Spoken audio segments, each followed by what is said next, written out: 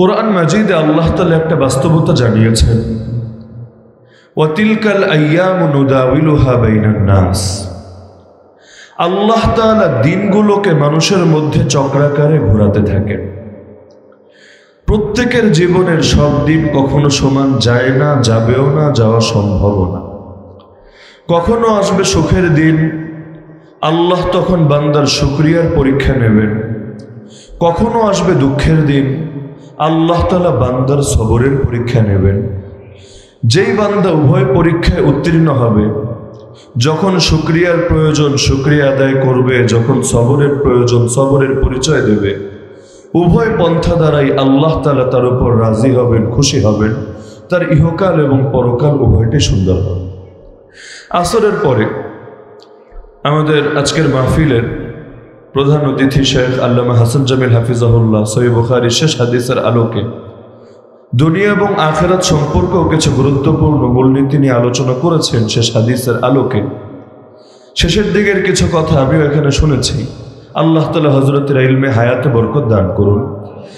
সেখানেও কিন্তু এ ধরনের কিছু বাস্তবতায় উঠে এসেছে যে মানুষের দুনিয়ার মধ্যে এমন কিছু ব্যাপার স্যাপার থাকে যেটা দেখতে বড় হালকা, বলতে বড় ছোট, অল্প দুই বাক্যের মধ্যে দুটো কথা বলে ফেলা যায়, কিন্তু এই দুই কথাই তার পরকালীন জীবনকে সুন্দর করার জন্য, তার মিজানের মধ্যে নেকের পাল্লাকে ভারী করার জন্য, আল্লাহর নিকট তাকে প্রিয় বানানোর জন্য যথেষ্ট হয়ে যায়।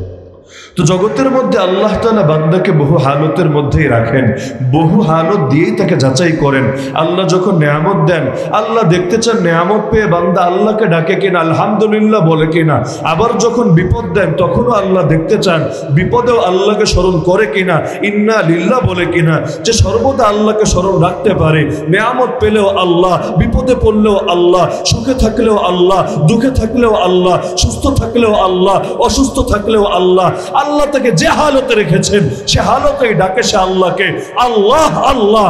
আল্লাহ তাআলা তাকে ভোলেন না, না দুনিয়ায়, না আখিরাতে, না কবরে, না মিজানে, না পুলসিরাতে, না ময়দানে মাহশারে। সে যেমন ভোলে না আল্লাহকে, আল্লাহ কখনো ভুলবেন না তাকে। যেমন সহিহ হাদিসে আছে, কারো যখন সন্তান মারা যায়, আল্লাহ তাআলা আসমান থেকে ফেরেশতা পাঠিয়ে দেন, যাও দেখে আসো আমার বান্দা কি বলছে। যদি মুমিন হয়, স্বাভাবিকভাবেই সে সবার আগে আল্লাহকে স্মরণ করবে, ইন্না লিল্লাহি ওয়া ইন্না ইলাইহি রাজিউন। আরে আমাদের সবার জীবনটা তো আল্লাহরই জন্য, ফিরে তো যাব তার কাছেই। कोई आगे रवाना है कोई पीछे रवाना, কিন্তু যেতে তো হবে সবাইকে তার কাছে। সেটা ছাড়া যাওয়ার জায়গা আছে আর কোথায়? লা মালজা ওয়ালা মানজা মিনাল্লাহি ইল্লা ইলাই। দুনিয়ার বাস্তবতা তো এটাই, এসেছিও তার থেকে, ফিরেও যাব তার কাছে। মাঝখানের যে জীবন, তাতেও যা করি একমাত্র তাকে রাজি আর খুশি করার জন্যই তো করি। তা আল্লাহ নেয়ামত দিয়েছিলেন, আল্লাহ আবার নিয়ে নিলেন, দুদিন পর তো আমাকেও নেবেন। হারানোর কি আছে, আফসোস করার কি আছে?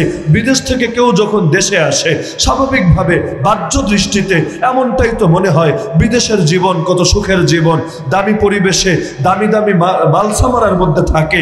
দেশে যাবে, ভাঙাচোরা একটা ঘর, গরিব একটা এলাকার মধ্যে, সেখানে গিয়ে সে অবস্থান করবে। বাহ্য দৃষ্টিতে মনে হবে সুখের জীবন ছেড়ে কষ্টের জীবনে যাচ্ছে। কিন্তু যে কাউকে জিজ্ঞেস করেন, প্রবাসী যারা দেশে ফিরে আসে, জিজ্ঞেস করেন তোমার দিলের হালত কি, তুমি কি কষ্ট অনুভব করছো না সুখ অনুভব করছো? সে বলবে এই ভাঙাচোরা ঘরের মধ্যে আমার বাবা মাকে দেখে আমি যেই সুখ পাবো, এই দামি গাড়ি, দামি বাড়ি, সুন্দরী নারীর মধ্যে সেই সুখ আমি কোথায় খুঁজে পাবো? তো বাংলায় তো বলে নারীর টান। ঈদের সময় এত কষ্ট করে বাসে বাসে ঝুলে, লঞ্চে লঞ্চে চলে, কত কষ্ট করে মানুষ বাড়িতে যায়। এমনও হালত হয় আদৌ নিরাপদে পৌঁছতে পারবে কি না, নাকি বাড়ি যাওয়ার আগে কবরে চলে যাবে, এটারও গ্যারান্টি নাই। ট্রেনের ছাদে, বাসের ছাদে, যে যেমনে পারে বাড়িতে যায়। কেন? যে শহরে থাকবো, টাকা আছে, বাড়িতে লিফট আছে, কারেন্ট চলে গেলেও আইপিএস এর ব্যবস্থা আছে, কাপড় ধোয়া লাগলে ওয়াশিং মেশিন আছে, খাবার গরম করা লাগলেও সেটার জন্য মাইক্রোওয়েভ ওভেন আছে। আছে, আছে সব, কিন্তু নাই বাবা, নাই মা, নারীর টান সেটা আমাকে টানবে অবশ্যই, আমাকে আমার আসলের দিকে। তো দুনিয়ার বাবার মায়ের প্রতি যদি দিলের মধ্যে এমন অকৃত্রিম টান থাকে, অথচ আমার বাবা মা আমার জীবন দেয় নাই, আমার মৃত্যু তাদের হাতে না, আমার উপকার বা ক্ষতি, আমার সুস্থতা বা অসুস্থতা, আমার কোনো কিছুই তাদের হাতে না। এমনকি তারা তো বাহ্যিক একটা মাধ্যম মাত্র, সব তো আল্লাহ করলেন, জীবনও দিলেন তিনি, খাওয়ালেন পড়ালেন তিনি, বড় বানালেন তিনি, জ্ঞানীও বানালেন তিনি, সব করলেন তিনি। মাঝখানে এরা শুধু বাহ্যিক মাধ্যম মাত্র। জগতে বাপ তো কত আছে, কিন্তু আমাকে তো সবাই এই মানুষটার মতো আদর করে না। জগতে মা তো কত আছে, কিন্তু সবাই তো আমার প্রতি মাতৃ মমতা দেখায় না। এত বাবার মধ্যেই বাবাকে আল্লাহ কেন আমার সঙ্গে সম্পৃক্ত করে দিলেন? এত মায়ের মধ্যেই মাকে আল্লাহ কেন আমার সঙ্গে জুড়ে দিলেন? তার মানে এটার পেছনে মূল কৃতিত্ব তো আল্লাহর, মূল অনুগ্রহ তো আল্লাহর, আসল রহস্য তিনি জানেন, আসল হেকমত তার নলেজে আছে একমাত্র। তো সব করলেন তিনি, তারপর বাপের প্রতি এত টান, মায়ের প্রতি এত টান, তাহলে প্রকৃত মুমিনের রবের উপর কেমন টান থাকা দরকার ছিল? যদি তারে বলা হয় তোরে ফিরে যেতে হবে রবের কাছে, আরে এর চাইতে পরম প্রাপ্তি, এর চাইতে সুখের সংবাদ মুমিনের জন্য কি হতে পারে? মান আহাব্বা লিকা আল্লাহ আহাব্বাল্লাহু লিকাহু ওয়া মান কারিহা লিকা আল্লাহ কারিহাল্লাহু লিকাহু। নবী বলেন যে আল্লাহর সঙ্গে সাক্ষাৎ করতে ভালোবাসে, আল্লাহ তার সঙ্গে সাক্ষাৎ করতে ভালোবাসে। আর যে আল্লাহর সঙ্গে সাক্ষাৎ করতে অপছন্দ করে, আল্লাহ তার সঙ্গে সাক্ষাৎ করতে অপছন্দ করেন। এমনকি দুনিয়ায় মুসলমানদের পতনের পেছনে বড় যে দুটো কারণ আল্লাহ নবী বলেছেন, সেই দুটো কারণও নবী ব্যাখ্যা দিয়েছেন। এটা আল ওয়াহান হলো হুব্বুদ দুনিয়া ওয়া কারাহিয়াতুল মাউত। মানুষের দিলে যখন দুনিয়ার প্রেম, দুনিয়া মানে সবই, দুনিয়া মানে খালি হারামটাই দুনিয়া আর হালালটা দুনিয়া এমন না। আরে হালালও যদি দিলে এমন ঢোকা ঢোকে আল্লাহ থেকে আপনাকে ফিরে রাখে, সেই হালালও তো আপনাকে জান্নাত থেকে দূরে সরিয়ে দিবে, সেই হালালও তো আপনাকে জাহান্নামের নিকটে পৌঁছে দেবে। এই যে নবী বলেছেন মা তারাকতু বাদি ফিতনা আদাররা আলা রিজালি মিনান নিসা, আমি আমার পরে পুরুষের জন্য নারীর চাইতে অধিক ক্ষতিকারক কোনো ফিতনা রেখে যাই নাই। অনেকে মনে করে এই নারী খালি পর নারী, এই নারী খালি বেগানা নারী। আরে না, এই নারী তোমার আপন নারী হতে পারে, এই নারী তোমার মা, এই নারী তোমার বোন, এই নারী তোমার স্ত্রীও হতে পারে, যদি তারা তোমাকে আল্লাহর পথ থেকে সরাতে চলে আসে। মা যদি তোমার দিলের মধ্যে মুনাফিকি সৃষ্টি করে, মা যদি তোমাকে শিরিক এবং কুফরি মতবাদ এবং মতদর্শে উজ্জীবিত হওয়ার জন্য প্ররোচনা দিতে থাকে, ওয়া ইন জাহাদাকা আলা আন তুশরিকা বি মা লাইসা লাকা বিহি ইলম ফালা তুতিহুমা, তাহলে সেই মা যদি আপন মা, পর না, আমার জন্য পর নারী না, বেগানা নারী না, কিন্তু তবু আমার জন্য বড় ফিতনা। ইন্নামা আমওয়ালুকুম ওয়া আওলাদুকুম ফিতনা, তোমাদের সম্পদ তোমাদের জন্য ফিতনা, তোমাদের সন্তানও তোমার জন্য ফিতনা। আরে সন্তান ফিতনা কেন হবে? এই সন্তান তো আমি বানাই নাই, সন্তান তো আল্লাহ দিয়েছেন। সন্তানকে আল্লাহ তো এজন্যই দিয়েছেন, সে আমার কুররাতু আয়ুন, আঁখও কি ঠান্ডা, আমার চোখের শীতলতা হবে, আমিও তার দ্বারা উপকৃত হব, সেও আমার দ্বারা উপকৃত হবে। সিরেফ দুনিয়ায় না, আখিরাতে। আখিরাতে যেমন বাবা মা উপকৃত হয় সন্তানের দ্বারা, যেমন হাফেজে কোরআনের বাবার মাথায় আল্লাহ নূরের মুকুট পরিয়ে দিবেন, বাপ উপকৃত হচ্ছে সন্তানের দ্বারা, একইভাবে সন্তান উপকৃত হবে বাবের দ্বারা। সূরা তুরে আল্লাহ বলেন ওয়াল্লাযীনা আমানু ওয়াত্তাবা'তুহুম যুররিয়াতুহুম বিঈমান, যারা নিজেরাও ঈমান এনেছে আর ফ্যামিলিও ঈমানের ক্ষেত্রে তাদের পথেই চলেছে, আলহাকনা বিহিম যুররিয়াতাহুম, দুনিয়ায় যেমন তাদেরকে মিলিয়ে রেখেছি, আমি আল্লাহ জান্নাতে ওদের সাথে ওদের ফ্যামিলিকে মিলিয়ে নেব। বাপের আমল মনে করেন এত বেশি, বাপ জান্নাতুল ফেরদৌস পাবে। সন্তানের আমল আবার কম, ঈমান আছে, ঈমান না থাকলে তো জান্নাতের ঘ্রাণও পাবে না। ঈমান আছে কিন্তু আমলের যে অবস্থা, তা দিয়ে এত উপরে জান্নাতে যেতে পারবে না। এই সূরা তুরের এই আয়াতের আলোকে মুফাসসিরগণ ব্যাখ্যা দিয়েছেন যে যেমনি ভাবে আল্লাহ দুনিয়ায় এই সন্তানকে বাপ মায়ের সাথে জুড়ে দিয়ে উভয়ের দিলের মধ্যে সুখ ঢেলে দিয়েছেন, আল্লাহ তাআলা জান্নাতেও তাদের মধ্যে দূরত্ব তৈরি করে অন্তরে বেদনা আর কষ্ট ঢেলে দেবেন না, বরং আল্লাহ এই বাপের বরকতে সন্তানকেও এগিয়ে দেবেন, যার কারণে সন্তানও বাপের দ্বারা উপকৃত হয়ে কাছাকাছি জান্নাতে অবস্থান করতে পারে। উপকৃত সবার দ্বারা সবাই হয়। আমার নবী যেমন বলেছেন বেশি করে বাচ্চা নাও, মানে এমন নারীরে বিয়ে করো যেই নারীর মধ্যে দুই গুণ আছে, অনেক বেশি প্রেম করতে পারে, হালাল প্রেম, স্বামীর সাথে প্রেম, ফেসবুকের পরকীয়ার প্রেম না, যে অনেক সুন্দর প্রেম করতে পারে স্বামীর সাথে, হৃদ্যতা ভালোবাসার বন্ধন গড়ে তুলতে পারে। আর 2 নম্বর গুণ আল ওয়ালুদ, অনেক বেশি বাচ্চা জন্ম দিতে পারে। কেন?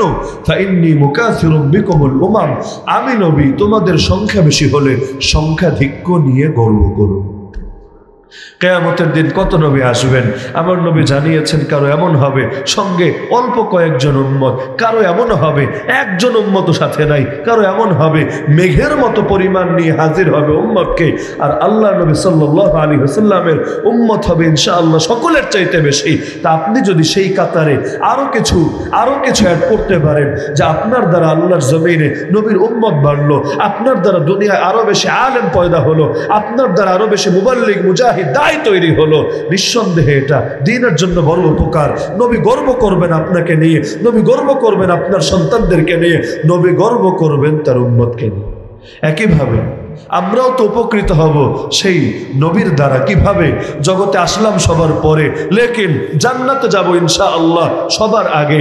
হায়াত পেলাম কত কম, কিন্তু জান্নাতে এগিয়ে যাব অন্য সকলের আগে। কিভাবে? এটা কি আমাদের আমলের কৃতিত্ব নাকি? কোনোদিনও না। নিঃসন্দেহে এটা রবের রহমত আর প্রিয় নবীজির বরকত। তো সকলেই তো সকলের দ্বারা উপকৃত হয়। অনেকে একটা আয়াত পড়ে ভুল বোঝে, সূরা আবাসার আয়াত, يوم يفر المرء من أخيه وأمه وأبيه وصاحبته وبنيه। সেদিন মানুষ ভাগবে, বাপকে দেখলেও ভাগবে, ভাইকে দেখলেও ভাগবে, স্ত্রী সন্তান বন্ধু বান্ধব যাকে দেখবে ভাগবে আর ভাগবে। চেনার পর না চেনার ভান ধরবে। লিকুল্লি ইমরিইম মিনহুম ইয়াওমাইযিন শা'নুন ইউগনি, প্রত্যেকের এই পরিমাণ ব্যস্ততা থাকবে, যা নিয়ে সে নিজেই ব্যস্ত থাকবে। ইয়া নাফসি করতে থাকবে, ইয়া ওয়ালাদি ইয়া আবি ইয়া উম্মি ইয়া জাওজাতি, এগুলো বলার সময় কোথায় তার? এই আয়াত পড়ে আর ভাবে, আর এই বাচ্চার প্রতি মনোযোগ দিয়ে কি লাভ? বাচ্চাকে সুশিক্ষায় কোরআনের শিক্ষায় শিক্ষিত করে কি লাভ? এই বাচ্চা তো আমারে চিনবেই না, এই বাচ্চা তো কিয়ামতের দিন পরিচয় দিবে না। মেয়ে হয়েছে, মেয়েটারে জামে আয়েশা সিদ্দিকায় ভর্তি করার কি দরকার? তাকে দাওরায়ে হাদিস সমাপন করার কি দরকার? এই মেয়ে তো পরিচয় দিবে না আমাকে। আরে পাগল, আয়াত পড়েছো কিন্তু আয়াত বোঝো নাই, নিজের মতো করে ব্যাখ্যা করে নিয়েছো, নবীর ব্যাখ্যা শোনো নাই। আল কোরআন ইউফাসসিরু বা'দুহু বা'দা, কোরআনের এক আয়াত আরেক আয়াতের ব্যাখ্যা করে দেয়। শুধু একটা দেখলে, একটা দেখে লাফ দিলেই চলে না। যেমন আমাদের অনেক নেতা খেতে এমন আছে, লাকুম দীনুকুম ওয়ালিয়া দীন, এই আয়াত ছাড়া কোরআনে আর কোনো আয়াতে খুঁজে নাই। সেকুলারিজমের দলিল, ধর্মনিরপেক্ষতাবাদের দলিল। আবার অনেক সময় এটাও বলতে পারে না কোরআনের আয়াত, সূরা কাফিরুনের আয়াত, বলে বুখারী শরীফের হাদিস। লাকুম দীনুকুম ওয়ালিয়া দীন কি প্রমাণিত হলো? প্রমাণিত হলো ধর্ম যার যার উৎসব সবার। কি বলে না এগুলা? বলে কি না? এটা ধর্ম যার যার উৎসব সবার। তাও কোন উৎসব? বিধর্মীদের উৎসব মুসলমানদের, লেকিন মুসলমানদের উৎসব বিধর্মীদের এটা বলবে না। কোরবানি আসলে জিন্দেগিতেও কেউ উচ্চারণ করবে না ধর্ম যার যার, উৎসব সবার। তো ভাবটা এমন, পুরো কোরআনে একটা আয়াতই আছে, এর বাইরে আর কোনো আয়াত নাই। সেকুলারিজমের বিপক্ষে যে আয়াত, কুফর আর শিরিক জাহেলিয়াতের বিপক্ষে যে আয়াত, সহিহ তাওহীদ ঈমান আকীদার পক্ষে যে আয়াত, এগুলো জনগণ চোখে দেখে না, এমন লোক নাই? তো এই আয়াত দেখে অনেকে ভাবে কিয়ামতের দিন কেউ কাউকে চিনবে না। যদি নাই চেনে তাহলে এই বাচ্চা কাচ্চার দিকে এত মনোযোগ দেওয়ার কি দরকার? আমি দুনিয়াও খালি আনাফসি করি, কিয়ামতের দিনও খালি আনাফসি করি। কিন্তু এটার ব্যাখ্যা আল্লাহ নিজেই দিয়েছেন। আল আখিল্লাউ ইয়াওমাইযিন বা'দুহুম লিবা'দিন আদু ইল্লাল মুত্তাকিন। কিয়ামতের দিন সব আপনজন, সব অন্তরঙ্গরাও একজন আরেকজনের দুশমন হয়ে যাবে, শত্রু হয়ে যাবে। তবে যারা ঈমানদার, যাদের দিলে আছে আল্লাহর ভয়, আল্লাহর ভয়ে যারা বিরত থাকতো গুনাহ থেকে, নাফরমানি থেকে, যাদেরকে বলা হয় মুত্তাকি, তারা দুশমন হবে না কেউ কারো জন্য। দুশমন হবে না তো কি থাকবে? দুনিয়ায় যেমন আপন ছিল সেদিনও তেমন আপন থাকবে। সেদিন যদি আপন না থাকে সুপারিশ কেমনে করবে আমারে বলেন? হাফেজে কোরআন এতজনের জন্য সুপারিশ করবে, শহীদ এতজনের জন্য সুপারিশ করবে। নাই যদি চেনে, চেনার পরে পরিচয় যদি নাই দেয়, সুপারিশ কেমনে করবে আমারে বুঝান? তো মুমিনরা চিনবে না? বলেন না, একজন আরেকজনকে চিনবে না? নিঃসন্দেহে চিনবে। এই যে আজ যে ছাত্রীরা দাওরায়ে হাদিস সমাপন করলো, ঈমান আমল নিয়ে দুনিয়া থেকে যেতে পারলে, তাদের যে অভিভাবকরা আমার সামনে বসে আছেন আপনাদেরকে চিনবে না? চিনবে না? নিঃসন্দেহে চিনবে। চিনে চুপ করে বসে থাকবে? বসে থাকবে না। আপনি বিপদে পড়ে গেলে আল্লাহর কাছে বলবে, আল্লাহ আমার বাপটারে বাঁচায় দাও, আল্লাহ আমার বাপটারে জাহান্নাম থেকে মুক্তি দিয়ে দাও, আল্লাহ আমার বাপটারে আমার লগে জান্নাতে দিয়ে দাও। তো সেদিন সকলেই সকলের দ্বারা উপকৃত হবে। নবী উম্মার ব্যাপারে গর্ব করবে, উম্মা নবীর ব্যাপারে গর্ব করবে। সন্তান বাপমা দিয়ে উপকৃত হবে, বাপমা সন্তানকে দিয়ে উপকৃত হবে। মুমিন মুত্তাকিরা দুনিয়ায় যেমন আপন থাকবে, সেদিনও তেমন আপন থাকবে। আপন যদি নাই থাকে, আরশের নিচে একসাথে কিভাবে বসবে? আরশের নিচে যে 7 শ্রেণীর মানুষকে আল্লাহ বিশেষভাবে ছায়া দেবেন, এর মধ্যে এক শ্রেণী কারা জানেন? রাজুলানি তাহাব্বা ফিল্লাহ। এমন দুজন, এমন লোকেরা যারা একজন আরেকজনকে ভালোবাসে একমাত্র আল্লাহর জন্য। ইজতামা আলাইহি ওয়া তাফাররাকা আলাইহি। একত্রিত হলেও আল্লাহর জন্য একত্রিত হয়, আলাদা হলে দূরে গেলেও আল্লাহর জন্যই আলাদা হয়। যা করে আল্লাহর জন্য করে। আল্লাহ তাদেরকে খুঁজবেন, ডাকবেন কিয়ামতের দিনে, আইনাল মুতাহাব্বুনা লিজালালি। আমার জন্য যারা ভালোবাসতে একজন আরেকজনকে, আমার সেই বান্দাগুলো কোথায়? আসো। আল ইয়াউমা উযিল্লুহুম ফি যিল্লি ইয়াউমা লা যিল্লা ইল্লা যিল্লি। আমি তোমাদেরকে আজ আমার ছায়ায় স্থান দেব, যেদিন আমার ছায়া ছাড়া আর কোনো ছায়া নাই। এই যে আলেম ওলামাদেরকে আপনারা যারা ভালোবাসেন, কার জন্য ভালোবাসেন? এই যে মাদ্রাসার মুহতামিম সাহেব হুজুরে ভালোবাসেন, টেহার জন্য ভালোবাসেন। উনি আপনারা টেহা দিব মাস শেষে? দেব নাকি? দিবে তো না, উল্টা বলবে ভাইয়েরা মাদ্রাসার পক্ষে থাকেন, ভাইয়েরা মাদ্রাসার উন্নয়নের জন্য ডোনেশন করেন, উল্টা না বলবে। আপনারা কি দিবে নাকি? তো যদি বলেন টাকার জন্য, আমরা হযরত মুনিরুজ্জামান হাফিজাহুল্লাহকে ভালোবাসি, নুরুজ্জামান হাফিজাহুল্লাহকে ভালোবাসি, তাহলে দাবিটা তো সত্য হবে না, ভুয়া হবে। তাহলে আমি যদি জিজ্ঞেস করি ভালো যে বাসেন, কেন বাসেন বলেন না, আপনি বলবেন বাসি আল্লাহর জন্য বাসি। তা আল্লাহর জন্য ভালোবাসে আল্লাহ ডাকবেন, আল্লাহ খুঁজবেন। যেই ভালোবাসা সিরেফ তার জন্য, রাজনীতির জন্য না, দলের জন্য না, মালের জন্য না, পদ পদবীর জন্য না, দুনিয়ার চাকরি বাকরি ব্যবসা বাণিজ্য ধান্দার জন্য না। যেই ভালোবাসা সিরেফ আর সিরেফ আল্লাহর জন্য, এই ভালোবাসা যে হাসিল করতে পারে, আল্লাহর প্রকৃত গোলামে পরিণত হয়ে যেতে পারে। নবী বলেন, মান আহাব্বা লিল্লাহ ওয়া আবগাযা লিল্লাহ ওয়া আতা লিল্লাহ ওয়া মানা লিল্লাহ ফাকাদ ইসতাকমালাল ঈমান। যে ভালোবাসে আল্লাহর জন্য, ঘৃণা করে তাও আল্লাহর জন্য, যে দান করে সেটাও আল্লাহর জন্য, দান করা থেকে বিরত থাকলে সেটাও বিরত থাকে আল্লাহর জন্য, সে তার ঈমানকে পরিপূর্ণ বানিয়ে ফেলেছে। এমন কিছু এই হাদিসে কুদসিতে আল্লাহ নিজে বলেন, ওয়াজাবাত মাহাব্বাতি লিল মুতাহাব্বিনা ফিয়া ওয়াল মুতাজালিসিনা ফিয়া ওয়াল মুতাজাওয়িরিনা ফিয়া ওয়াল মুতাবাদিলিনা ফিয়া।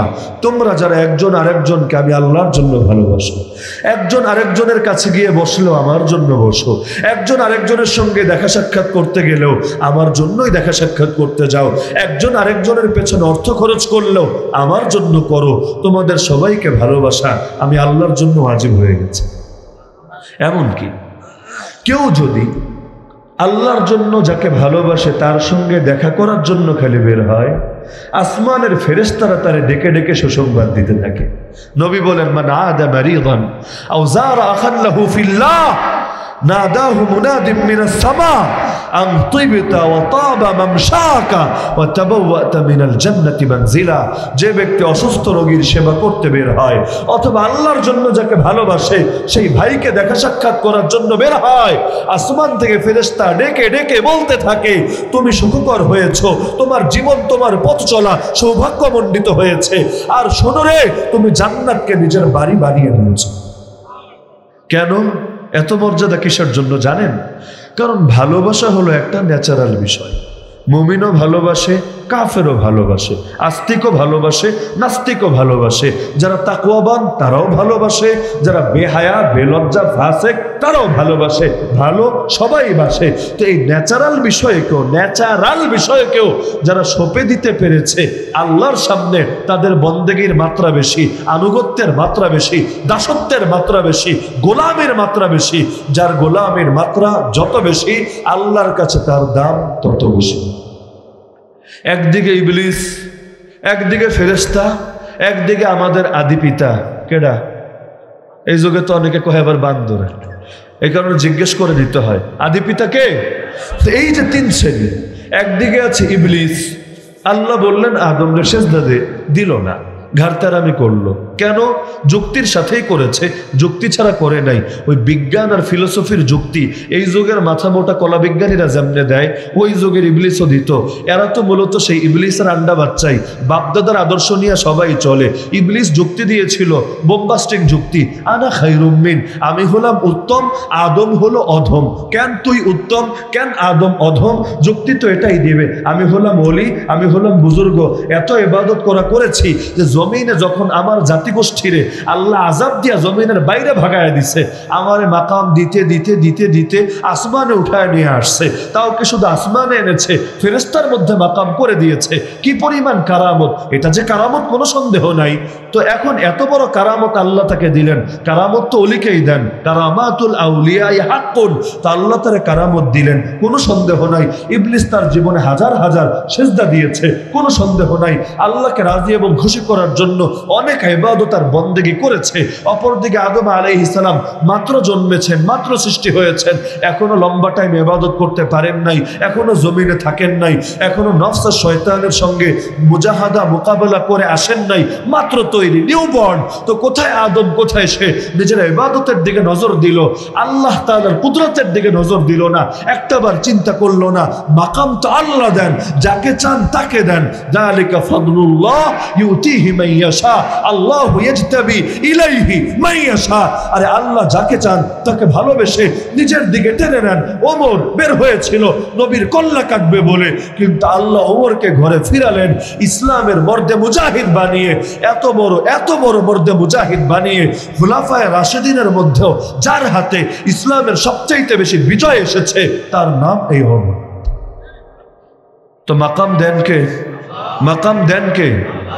আমল কি কাউকে জান্নাতে ঢুকায়? নবী বলেন লা ইউদখিল আহাদাকুমুল জান্নাত আমালু, তোমাদের কারো আমল তাকে জান্নাতে ঢুকাতে পারবে না। সাহাবীরা বললেন ওয়ালা আনতা ইয়া রাসূলুল্লাহ, হে আল্লাহর রাসূল আপনার আমলও আপনাকে জান্নাতে ঢুকাবে না? নবী বলেন ওয়ালা আনা, আমার আমল আমাকে জান্নাতে ঢুকাবে না। ইল্লা আইয়াতাগাম্মাদানি আল্লাহু বিরহমাতি, যদি না আল্লাহ রহমতের চাদরে আমাকে আবৃত করে নেন। আল্লাহ যদি রহমত না করেন, কারো এই শক্তি নাই যে শুধু আমলে ঠেলা দিয়ে জান্নাতে চলে যাবে। জান্নাতে যাবে রবের রহমতের কারণে। সূরা ফাতিহা ডেইলি পড়েন, খেয়াল হয়তো দেন না, ডেইলি পড়েন। আর রহমানির রহিম বলেন আগে, মালিক ইয়াউমিদ্দিন বলেন পরে, নাকি আগে? পরে। আমার আল্লাহ বিচার দিবসের মালিক। বিচার দিবস কোনটা?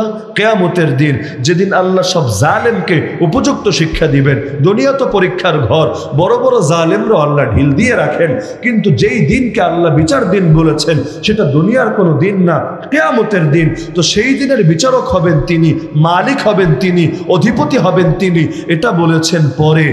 আর তার নাম হলো রহমান, তার নাম হলো রাহিম, এটা বলেছেন আগে। কেন? যে বান্দা বিচার দিবসে আমার সামনে আসবি, খালি নিজের কর্মের দিকে তাকাই আসিস না রে। বিচার দিবসে আসবি, আমার নাম যে রহমান, আমার নাম যে রাহিম, এটা মনে রেখে আসবি, এটার উপর আস্থা রেখে আসবি। আমি যে দয়ালু, আমি যে পরম করুণাময়, আমার রহমতের উপর ভরসা রেখে আসবি। আমার রহমত থেকে আস্থা হারাবি না, নিরাশ হবি না। মুমিন নিরাশ হবে কেন? তুই নিরাশ তো হতে পারে কাফের। ইয়া ইবাদি আল্লাযীনা আসরাফু আলা আনফুসিহিম লা তাকনাতু মির রাহমাতিল্লাহ। আরে আমার বান্দা তুই শোন, যতই জুলুম করিস না নিজের উপর, তুই শোন, আল্লাহর রহমত থেকে মন ভাঙবি না, নিরাশ হবি না। ইন্নাহু লা ইয়াইয়াসু মির রাউহিল্লাহ ইল্লাল কওমুল কাফিরুন। নিরাশ তো হবে একমাত্র কাফের। কেন তুই নিরাশ হবি? আল্লাহর রহমত আছে 100টা, মাত্র একটা দিলেন দুনিয়ায়। সৃষ্টি শুরু থেকে কিয়ামত পর্যন্ত যত মাখলুক, খালি মানুষ না, যত মাখলুক দয়া করবে, মায়া করবে একজন আরেকজনের উপরে, সব আমার আল্লাহর 100 রহমতের এক রহমতের অংশ হিসাবে করবে। বাকি 99টাই রেখে দিয়েছেন, বাকি রেখেছেন কিয়ামতের দিনে আমার মতো পাপীকে ক্ষমা করবেন। তা আমি মন ভাঙবো কেন? মায়ের ব্যাপারেই তো মন ভাঙে না জীবন। সবাই লাথি উষ্টা মারলেও ভাবি এই দুয়ার বন্ধ হবে না কোনোদিনও আমার জন্য। আরে মায়ের ব্যাপারে এমন ভাঙলাম না, অথচ 100 রহমতের 1 রহমত, আর 1 রহমত আমার মায়াকে পেয়েছে এমন না, কোটি কোটি কোটি কোটি কোটি কোটি কোটি ভাগ হয়ে আমার মাও একটা অংশ পেয়েছে। সেই মায়ের ব্যাপারে মন ভাঙি না, আমার আল্লাহ যিনি হলেন রহমতের আসল উৎস, রহমতের দরিয়া, তার ব্যাপারে মন ভাঙবো কিভাবে? ভাঙা সম্ভব নাকি? ডেইলি পড়েন, কিন্তু আপনিও পড়েন, এখন থেকে দিল মন লাগায় পড়েন যে আমার আল্লাহর পরিচয় আগে দেই। আল্লাহ তুমি রহমান, আল্লাহ তুমি রাহিম। আল্লাহর নাম তো এটাও আছে, তিনি শাস্তিদাতা, কঠিন শাস্তিদাতা। আল্লাহ তো দুটোই জানান, নাব্বি ইবাদি আন্নী আনাল গফুরুর রহিম ওয়া আন্না আযাবি হুয়াল আযাবুল আলীম। নবী, আমার বান্দারে আমার 2 পরিচয় চেনায় দাও। এক পরিচয় আমি বড় ক্ষমাশীল, চির দয়ালু, আরেক পরিচয় আমার আযাবের মতো কঠিন আযাব কেউ দিতে পারে না। তা আল্লাহর পরিচয় তো শাস্তিদাতা আছে। সূরা ফাতিহা শাস্তির কথা বলি না কেন? বিচার দিনে বিচার করবেন, খালি যে মধু দিবেন তা তো না, এমন আযাবও দিবেন যে আযাব সওয়ার ক্ষমতাও কারো নাই। তা আল্লাহর আযাবের নাম বলি না কেন, গজবের নাম বলি না কেন, রহমতের নাম বলি কেন? কারণ পাপী বান্দা আমি, আমার ভরসা তো রহমতের উপর। ঈমান তো আশার ভয়ের মাঝে, কিন্তু আশার দিকটাই তো বেশি থাকে। দেখেন না, জান্নাত 8টা, জাহান্নাম 7টা। মানে কি? মানে রব বলেন সাবাকাত রাহমাতি গজবি, আমার গজবের চাইতে, রাগের চাইতে আমার রহমত আগ বেড়ে গেছে। আশা রাখেন না আল্লাহর উপর? রাখেন কি না? আশা নিয়েই তো বেঁচে আছি। জগতে সম্বল আর আছে কি আশাবাদে? একটা দিলই তো আছে। এক সাহাবী আয়েশা নবীরে বলল, ইয়া রাসূলুল্লাহ মাতা সাআ, হে আল্লাহ রাসূল, কিয়ামত কবে হবে বলেন না। নবী বলেন, ওমা আদাত্তা লাহা, ওই কিয়ামত কবে হবে পরে শোন। তোর তৈয়ারি কি, প্রস্তুতি কি? কিয়ামত কেন জানতে চাচ্ছিস? কি কি রেডি করেছিস আগে বল দেখি। সে বলে, ইয়া রাসূলুল্লাহ মা আদাত্তু লাহা কাসীরা সিয়ামিন ওয়ালা সালাতিন ওয়ালা সাদাকা। কিয়ামতের জন্য অনেক নামাজ, অনেক দান সদকা, অনেক রোজা, কোনো পুঁজি আমি জমাতে পারি না, কিন্তু একটা সম্বল আছে আমার নবী, একটা দিল আছে আমার। ওয়ালাকিন্নী উহিব্বুল্লাহ ওয়া রাসূলা, এই দিলটা দিয়ে আমি ভালোবাসি আল্লাহকে, ভালোবাসি রাসূলকে। এই দিলের সম্বল আর পুঁজি আছে, আর কোনো পুঁজি নাই আমার। নবী বলেন, আনতা মা মান আহবাবতা, আরে তোর পেরেশানির আছেটা কি? যাকে ভালোবেসেছিস তার সাথেই থাকবি তুই জান্নাতে। আনাস রাদিয়াল্লাহু আনহু, নবীর পিচ্চি খাদেম, 10-10টা বছর যিনি খেদমত করেছেন, তিনি বলেন, নবীর জবানে হাদিস তো বহুত শুনেছি, লেকিন এই হাদিসটা যেদিন আমরা সাহাবীরা শুনেছি এত বেশি খুশি হয়েছি যত খুশি জিন্দেগিতে কখনো হই নাই। কেন? আমাদের সবার ইলম এক পর্যায়ে ছিল না, সবার আমল ইবাদত এক পর্যায়ে ছিল না, সবার আখলাক এক হালতে, এক মেয়ারে না, কিন্তু আমাদের প্রত্যেকের একটা সম্বল ছিল, ভালোবাসি আল্লাহরে, ভালোবাসি নবীরে। আর নবী বলে দিলেন, আল মারউ মা মান আহাব্বা, যে যারে ভালোবাসে সে তার সঙ্গী হবে। আরে আর লাগেটা কি জিন্দেগিতে? তো যেটা বলছিলাম, আছেই তো আশা, আশা নিয়েই তো বাঁচি। ওই যে বললাম সব দিন সমান যাবে না, দিন তো এখনো আমাদের ভালো যাচ্ছে না, নাকি ভালো যাচ্ছে? কি বলেন আপনারা, ভালো যাচ্ছে? যেই পরিমাণ ক্রাইসিস এখন শুরু হয়েছে, ইসলাম আর মুসলিম উম্মার বিরুদ্ধে যেই ভয়াবহ জঘন্য ষড়যন্ত্র আজকের পৃথিবীতে হচ্ছে, ওই তাতারি আর মঙ্গোলীয়দের হামলা ছাড়া আমার মনে হয় না গোটা ইতিহাসে জাতিগতভাবে এর কোনো নমুনা বা দৃষ্টান্ত কোথাও খুঁজে পাওয়া যাবে। আপনি ভাবতে পারেন 180 কোটি মুসলমানের পৃথিবীতে আল্লাহর কিতাব কোরআনকে পুড়িয়ে ছাই করে? আপনি ভাবতে পারেন মুসলমানদের হৃদয়ের স্পন্দন যার নামে কালেমা পড়ে, সেই মুহাম্মদুর রাসূলুল্লাহ সাল্লাল্লাহু আলাইহি সাল্লামকে নিয়মিত গালি দিতে থাকে, কার্টুন আঁকতে থাকে, ব্যঙ্গ বিদ্রুপ করতে থাকে, ব্লগ আর সোশ্যাল মিডিয়াগুলো সেই গালিবাজদের গালি দিয়ে ভরে থাকে 180 কোটি মুসলমানের পৃথিবীতে। আপনি ভাবতে পারেন 180 কোটি মুসলমানের প্রথম কেবলা উগ্র ইহুদিবাদীদের দখলে থাকে 50 বছরের অধিক সময় ধরে, তবুও কেউ সেই ইহুদিবাদীদের নামের আগে জিন্দেগিতেও জঙ্গি বলে না, এমনকি বললে সমর্থনও করবে না। আমেরিকার এক পার্লামেন্ট মেম্বার, জানেন আপনারা, সোমালিয়ার সেই দেশের সর্বপ্রথম একজন মুসলমান মহিলা পার্লামেন্ট মেম্বার হয়ে গিয়েছিল ভাগ্যগুণে আমেরিকার, কিন্তু একটা মাত্র অপরাধ করেছে, ইসরায়েলের সমালোচনা করেছে, এই কারণে তাকে বহিষ্কার করে দেওয়া হয়েছে। ভাবতে পারেন? তো এই যে 180 কোটি মুসলমানের দুনিয়া এই হালত, বাংলাদেশের ইতিহাসও আপনাদের সামনে আছে, আমার চাইতে বেশি আছে। মুরব্বী যারা এমনও আছেন, স্বাধীনতার পর থেকে আজ পর্যন্ত পুরো 53 বছর আপনার সামনে আছে, কিন্তু একসঙ্গে এত বেশি আলেমের উপর জুলুম আর নির্যাতন হয়েছে একসঙ্গে, এটার কোনো নজির পুরো ইতিহাসে খুঁজে পাবেন?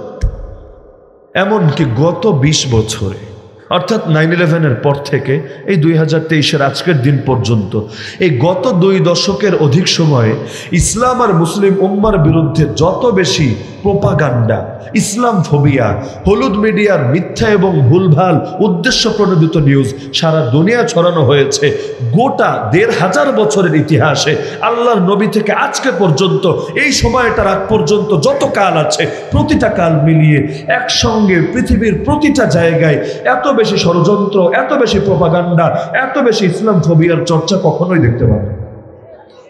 সবাই এক হয়ে গেছে, সবাই, কে বাদ আছে?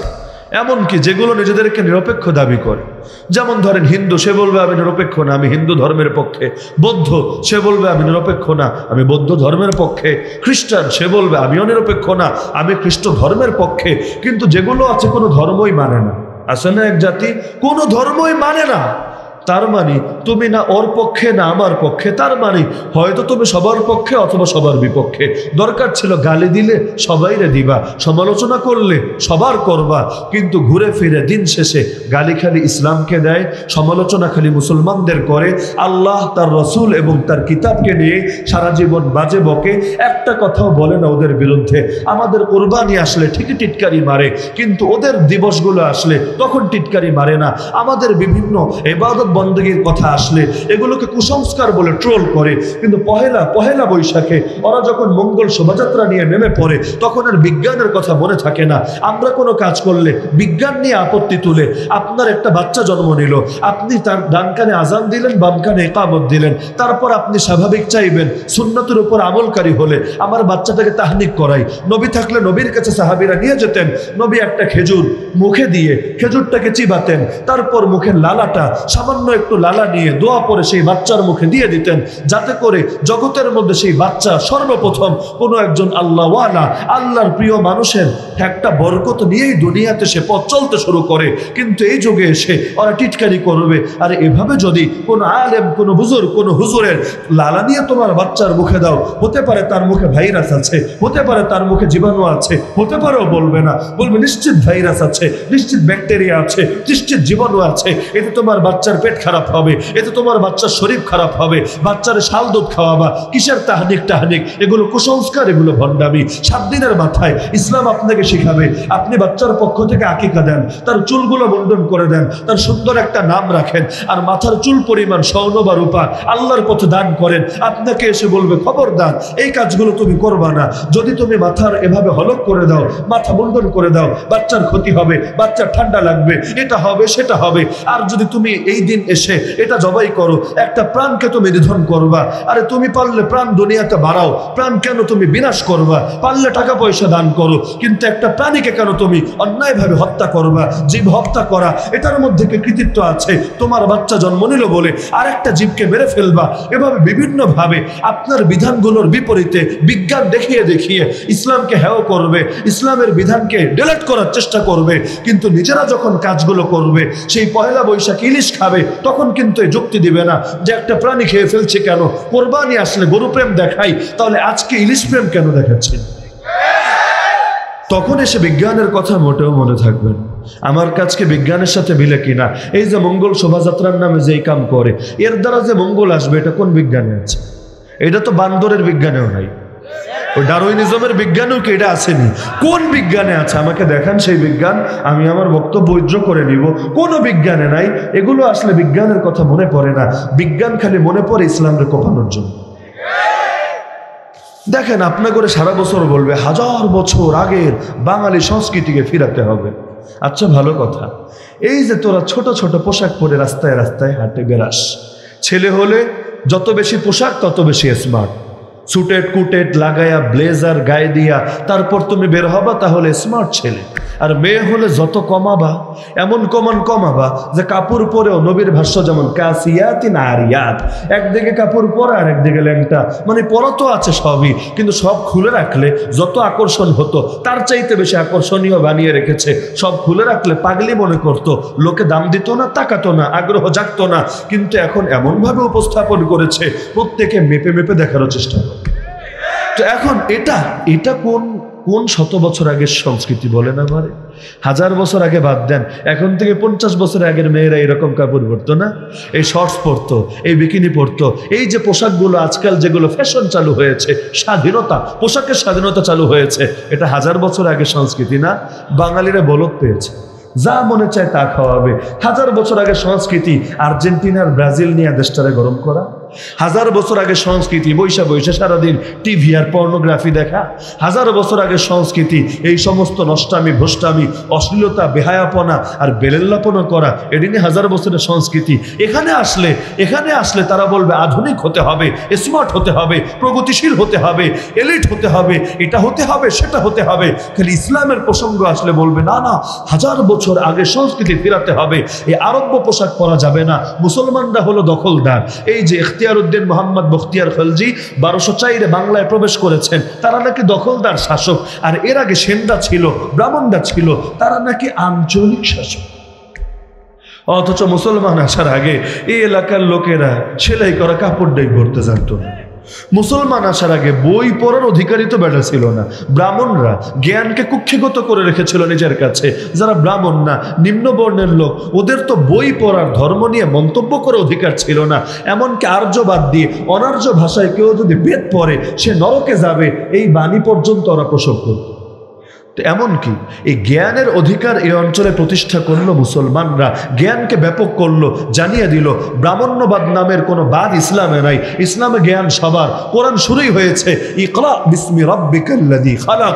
কোরআনের সর্বপ্রথম আয়াতই এটা। আরে পড় তোর রবের নামে যিনি সৃষ্টি করেছেন। যেই কোরআন শুরুই করলো পড়ার আদেশ দিয়ে, সেই কোরআন কিভাবে লোকদেরকে মূর্খ থাকতে বলবে? নবী জানালেন তালাবুল ইলমি ফারিদা আলা কুল্লি মুসলিম। মৌলিক জ্ঞান অর্জন করা যদি মুসলমান হও, প্রতিটা মুসলমানের উপর ফরজে আইন। তো ইসলাম এসে মানুষকে সভ্যতা শেখালো, ভব্যতা শেখালো, জাত পাত প্রথা দূর করলো, শ্রেণী বৈষম্য দূর করলো, রেসিজমকে বিদায় করলো, এই এলাকার মধ্যে সাম্য প্রতিষ্ঠা করলো। এমনকি জাতিগত যে পরিচয়, এই যে পরিচয়গুলো, এগুলোও তো চালু হলো সুলতানি আমলে। শিক্ষার ব্যাপকতা চালু হলো সুলতানি আমলে। তো অঞ্চলকে আলোকিত করলো মুসলমানরা। কিন্তু এখন ফিরে যেতে বলে 1000 বছর আগের জগতে, যখন মুসলমান আসে নাই, যখন পৌত্তলিকতায় ভরা ছিল, জাতপাত প্রথা ছিল, মানুষ যখন মানুষকে মানুষই মনে করতো না, জন্মগতভাবে ব্রাহ্মণ এলিট, জন্মগতভাবে শূদ্ররা অথবা অন্যরা, তারা জন্মগতভাবে এমন পাপে পাপী যেই পাপ কোনোদিনও মোচন হবে না। যত পূজা দেখ, কিন্তু ওর পাপ থেকে কোনোদিনও বের হতে পারবে না। সে নিম্ন বর্ণই হয়ে থাকবে, কারণ দেবতার পা থেকে তার নাকি জন্ম, আর ব্রাহ্মণের জন্ম দেবতার উপরের অংশ থেকে। নাউযুবিল্লাহি মিন যালিক। তো ইসলাম এসে দিল আলো, এখন ওরা বলে অন্ধকার বানাতে। সব বেলায় আধুনিক, খালি ইসলামের কথা আসলে তখন খালি 1000 বছর আগে, 1000 বছর আগে। সেখানে আসলে যদি কপালে টিপ পরে, যদি সেই হিন্দুয়ানি আকারের পোশাক পরিচ্ছেদ পরে হুজুররা ফতোয়া দেয় এটা নিয়ে, তাইলে বলবে এই যে ওয়াজ মাহফিলে নারী বিদ্বেষী বক্তব্য। এই যে এই যুগে আইসা হুজুরদেরকে যেই পরিমাণ ঠ্যাঙ্গানি দেওয়া শুরু করেছে, হুজুরদের লিস্ট হয়, আয় রে হায়। আমরা ছোটবেলায় দেখেছি, আমরা আমাদের কথা বলছি, মুরব্বীরা তো আরো সুন্দর দৃশ্য দেখার কথা। আমরা ছোটবেলায় দেখেছি এলাকার মাস্তান যেগুলো ছিল, নেশাখোর যেগুলো ছিল, এমনি যত শয়তান হোক, যত বান্দর হোক, কিন্তু কোন হুজুরের সাথে কথা বলার বেলায় অনেক আদব কায়দা খেয়াল করে বলতো। সিগারেট খেতে থাকতো, কোনো বয়স্ক লোক, হুজুর বাদ দেন, কোনো মুরব্বী বয়স্ক লোক আসলেও সিগারেটটারে লুকিয়ে ফেলতো, ব্যস্ত করে নিচে ফেলে পা দিয়ে পাড়া দিয়ে দিত। এমনকি গুরুজনকে সম্মান করাকে তারা এত বেশি অপরিহার্য মনে করত। নামাজ হয়তো বছরে কি জীবনে একক তো পড়ে না, কিন্তু সর্বদা ভয় করত কোন আল্লাহওয়ালার সাথে বেয়াদবি করলে আমার কোনো উপায় থাকবে না। কোন হুজুর যদি আমার উপর রাগ করে বসেন, বদদোয়া দিয়ে বসেন, ধ্বংস হওয়া ছাড়া আমার কোনো গতি থাকবে না। এই বাংলাদেশটা আমরা দেখেছি, আপনারা তের চাইতেও সুন্দর বাংলাদেশ দেখার কথা। কিন্তু এখন এসে দেখি কি হুজুররে কে কত বেশি ডিস্টার্ব করতে পারে, কে কত বেশি তার সঙ্গে বেয়াদবি করতে পারে, এটার তুমুল প্রতিযোগিতা শুরু হয়েছে এই বাংলাদেশে।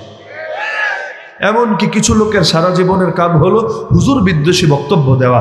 বাংলাদেশে দেখবেন যাদের নামের আগে বেশি বিজ্ঞান মনস্ক শব্দটা লাগায়, বিজ্ঞান মনস্ক, দেখলে মনে হবে ওর মন ভরা খালি বিজ্ঞান, ফাকিহুন নাফসের মতো, বিজ্ঞানীউন নাফস, শুনলে মনে হবে এর মতো লোক হয় নাকি? বিজ্ঞানে না জানি কত অবদান।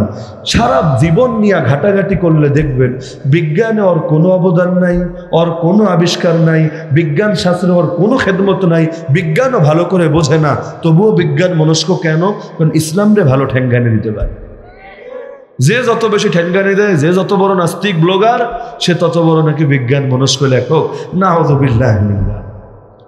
তারপরও টিকে আছে কিভাবে? হুজুররা বড় গলায় কথা বলে কিভাবে? হুজুরদের দেহ নরম হতে পারে, বিপদে পড়ে পড়ে জুলুম সইতে সইতে দেহ অচল হয়ে যেতে পারে। কত অচল হুজুরটা আপনারাও দেখেছেন। এই যে আল্লামা জুনায়েদ বাবনগরী রাহিমাহুল্লাহ, শেষ জীবনটা কেমন ছিল? দেখতে তো বাহ্যিকভাবে মনে হতো অনেক স্বাস্থ্যের অধিকারী, কিন্তু আমরা তো কাছ থেকে দেখেছি মনে হতো যেন একটা জ্যান্ত খোসা। অর্থাৎ তার জন্য তার শরীরটা বহন করে চলাটাই কষ্ট হচ্ছে। এমনভাবে তিলে তিলে শেষ করে দেওয়া হয়েছে যে একটা খোসা বানিয়ে ফেলেছে, যে উপরটা অনেক তাজা মনে হচ্ছে কিন্তু ভেতরটাকে একেবারেই শেষ করে দিয়েছে। কত সুস্থ সবল মানুষ একসময় যারা দুনিয়া কাঁপিয়ে বেড়াতো এখন হাঁটতে পারে না, হুইল চেয়ারে ঠেলে ঠেলে তাদেরকে নিয়ে যেতে হয়। জুয়ান মানুষ, 1 বছর আগেও সবগুলো দাড়ি কি সুন্দর কালো উজ্জ্বল, 1 বছর পর দেখা গেছে অর্ধেকের বেশি হঠাৎ করে পেকে গেছে। আগে কি সুন্দর, তার সাথে শক্তি থেকেও পারতো না, এখন বসলে তারে ধরে দাঁড় করাতে হয়, একা একা দাঁড়াতে পারে। নাউযুবিল্লাহ মিন যালিক। কি একটা হালতে চলে এসেছি। তারপরও গলার আওয়াজ নরম হয় নাই কেন? বাতিলের দালালি তাগুতের সঙ্গে আপোষকামিতা শুরু করে নাই কেন? ওই যে কারণ আগেই বলেছি, বেঁচেই তো আছে আশা নিয়ে। আশা ছাড়া আমাদের আছেটা কি? আশা আছে আল্লাহর উপর। যে যত বেশি ভয় দেখায় ঈমানের দরিয়ায় তত জোশ পয়দা হয়। আল্লাযীনা ক্বালা লাহুমুন নাস ইন্নান নাস ক্বাদ জামাউ লাকুম ফাখশাউহুম। লোকে এসে বলে, আল্লাহ সাহাবীদের গুণ বলছেন, লোকে এসে ওদেরকে বলে জগতের সব মানুষ তো তোদের বিরুদ্ধে এক হয়ে গেছে, ওরা ওদের শক্তি ওদের বাহিনী সব এক করে ফেলেছে তোদের বিরুদ্ধে, তোদের উচিত ওদেরকে ভয় পাওয়া। এই কথা শুনলে এতক্ষণ তো ঈমান ছিল স্বাভাবিক, কিন্তু এই কথা শুনলে ঈমানের দরিয়ায় জোশ পয়দা হয়। ফাযাদাহুম ঈমানা, সঙ্গে সঙ্গে ঈমান বেড়ে যায়, আগুনের মতো জ্বলে ওঠে। ওয়াকালু, আর চিৎকার করে বলতে থাকে, আরে কিসের ভয় দেখাচ্ছিস আমাদেরকে? হাসবুনাল্লাহু ওয়া নি'মাল ওয়াকিল, আমাদের জন্য এক আল্লাহই যথেষ্ট। আর তার মতো অভিভাবক আর কেউ আছে না? মুমিন বিপদে পড়লে ঈমান মোটেও কমে না, মোটেও না। ওই যে শুরুতে বললাম যে বাচ্চা মরে গেছে, আল্লাহ ফেরেশতা পাঠান, যা দেখে আয় বাচ্চা মরার পরে আমার বান্দা বলে কি? তো মুমিন হলে বলবে কি? ইন্না লিল্লাহ বলবে। ফেরেশতা গিয়ে রিপোর্ট দেয়, আল্লাহ ও দেখি তোমারে ডাকে, হামিদা ওয়াস্তার যা, তোমার গুণকীর্তন গায়, ইন্না লিল্লাহি ওয়া ইন্না ইলাইহি রাজিউন পরে আল্লাহ বলেন, কাবাসতুম সামারাতা ফুআদিহি, তোমরা তার কলিজার টুকরা সন্তানের জান কবজ করেছো, এখনো সে আমারে ডাকে, এখনো সে আমারে স্মরণ করে, আমার গুণ গায়। আরে এত বড় বিপদে সে আমারে ভুলে নাই, আমি তারে ভুলি কিভাবে? আরে যাও না, জলদি যাও, জান্নাতের ঠিক মাঝখানটায় আমার এই বান্দার জন্য একটা প্রাসাদ বানিয়ে দাও, সেই প্রাসাদের নাম রেখে দাও বাইতুল হামদ, প্রশংসার বাড়ি। তো একদিকে হারালো সন্তান, কিন্তু আরেকদিকে পেয়ে গেল রবের জান্নাত। কিন্তু অপরদিকে যদি আল্লাহর স্মরণ না করে উল্টো বাজে কথা বলতো, যেমন গ্রামের অনেক মহিলারা বলে, আল্লাহ কি আর কাউরে পাইলো না, আমার কোলটারে খালি করতে হইলো, আমার বাচ্চাটারে, আমার এই মানিকটারেই আমার কাছ থেকে ছিনায় নিতে হইলো। এই কথা বললে বাচ্চা যে ফেরত আসে এমন তো না, নাকি আপনাদের হোমনা 2-1টা ফেরত আসে? একটাও ফেরত আসে না। একদিকে তো হারালো সন্তান, আর একদিকে হারালো ঈমান। নবী বলেন, লাইসা মিন্না মান দারাবাল খুদুদ ওয়া শাক্কাল জুয়ুব ওয়া দাআ বিদাওয়াল জাহিলিয়া, সে আমার উম্মতি না শোক প্রকাশ করতে গিয়ে যে গাল চাপড়ায়। ওই যে 10ই মুহররম আসলে খেয়াল করেন আর কি, শোক প্রকাশ করতে গিয়ে গাল চাপড়ায় না, গাল চাপড়ায়, পিঠ দিয়া রক্ত বাইর করে এবং কাপড় চোপড় ছিটতে থাকে আর জাহেলি যুগের মতো কথাবার্তা বলতে থাকে। নবী বলেন, ওই ভণ্ড তো আমার উম্মতি না। নিজের পরিচয় দিতে পারে আশেকে রাসূল, এসকোতার বায়া বায়া পরে, কিন্তু দাবি করলেই হয় নাকি? আমাদের এলাকায়ও একটা আছে ইমাম মাহদি, ওই মেহেদি কয় আর কি, সকাল বিকাল ওর দাবি একটা, আমি ইমাম মেহেদি, আমার কথাই এসেছে হাদিসে, কি ভাব তার। কিন্তু সবাই জানো একটা পাগল, ওর মাথায় সমস্যা আছে। তো নিজেরে বসে বসে তো আপনি আমেরিকার প্রেসিডেন্টও দাবি করতে পারেন, টেহা লাগে নাকি? তো আশেকে রাসূল দাবি করতে পারেন, সুন্নি দাবি করতে পারেন, কিন্তু নবীর ভাষ্য তুই তো আমার উম্মতি না, যা ভাগে হ্যান থেকে।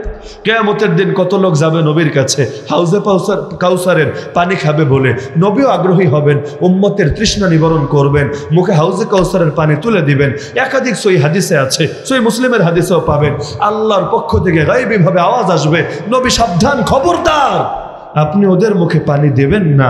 ইন্নাকা লা তাদরি মা আহদাসু বাদাক, আপনি জানেন না আপনার পরে ওরা ইসলামের মধ্যে কত কিছু আবিষ্কার করে বসেছে।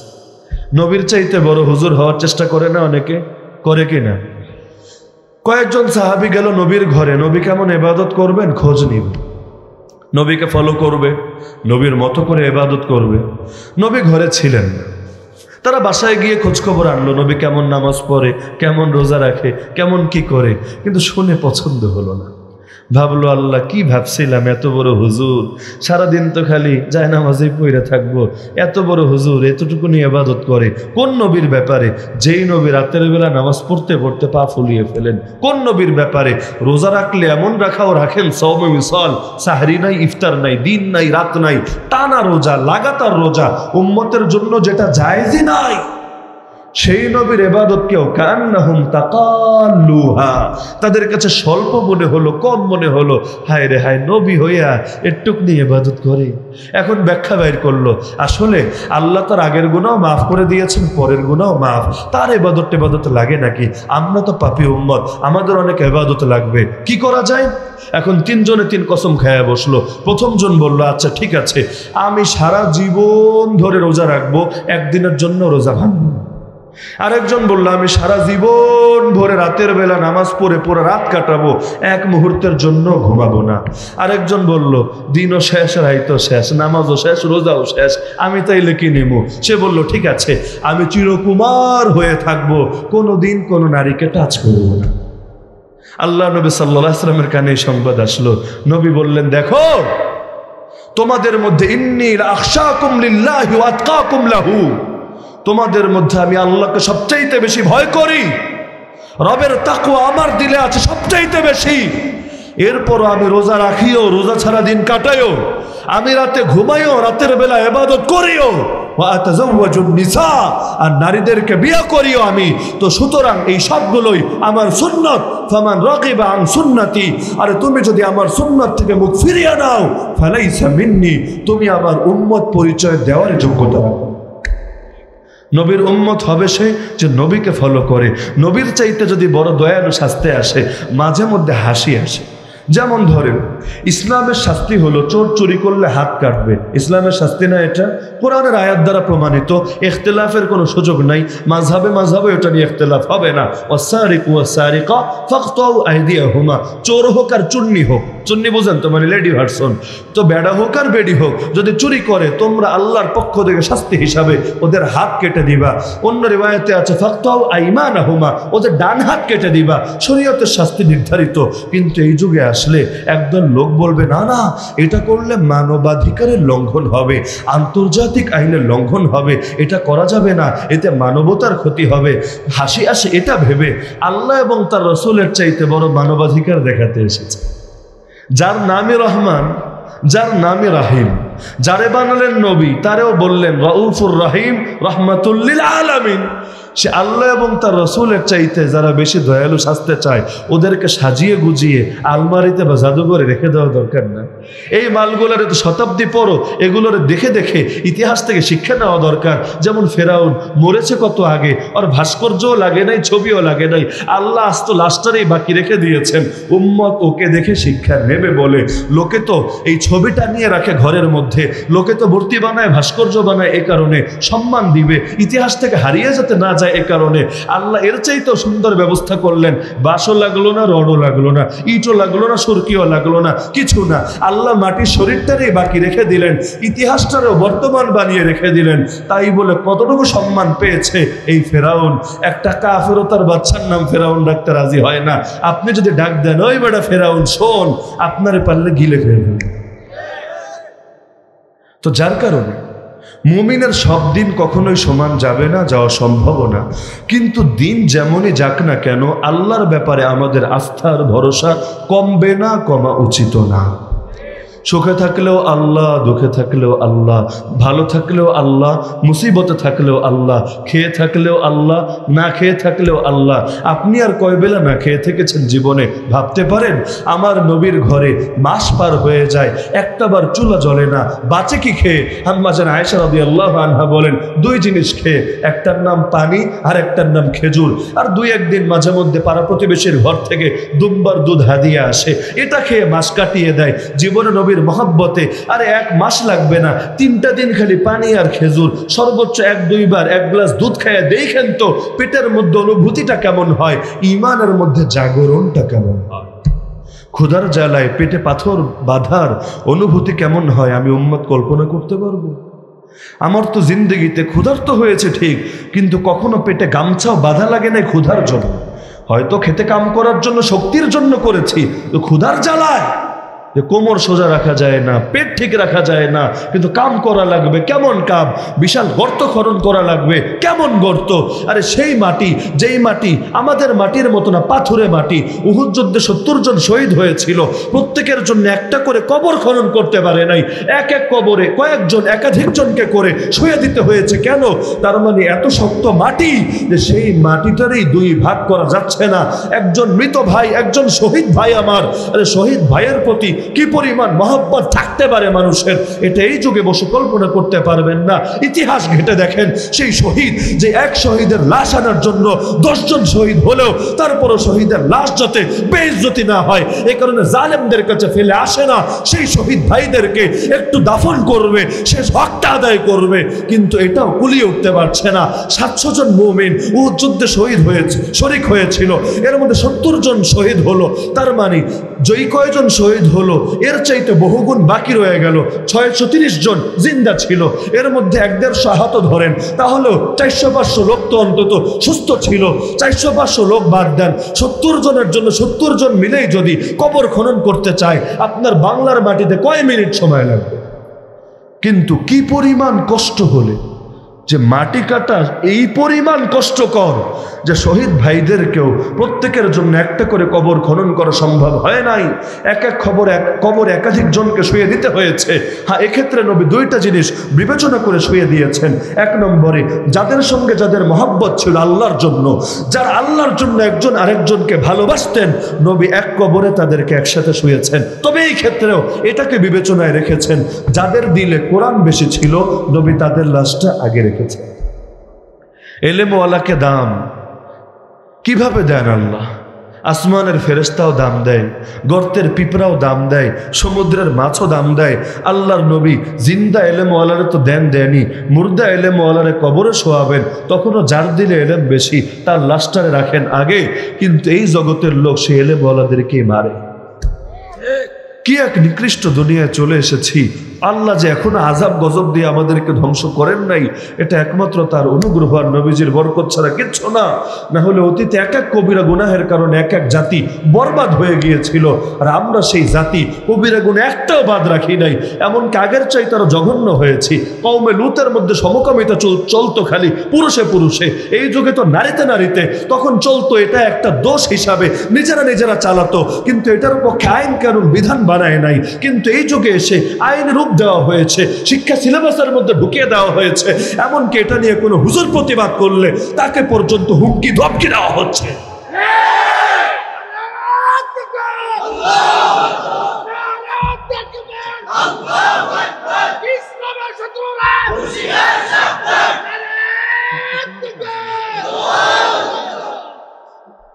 তো কি পরিমাণ কষ্ট সেই পাথুরে মাটি কাটা। কিন্তু 1-2টা কবর সমান না, এত বিশাল করে ঠিক এক মাথা থেকে আর এক মাথা পর্যন্ত পুরোটা কাটতে হবে। পুরোটাকে গর্ত, যেই সেই গর্ত না, এত বড় গর্ত যেই গর্তে ঘোড়া নিয়ে নামা যায় না, উট নিয়ে নামা যায় না, গাধা নিয়ে নামা যায় না, কারণ নামলে বাহিনী মদিনায় ঢুকে যাবে, যুদ্ধে মুসলমান হেরে যাবে।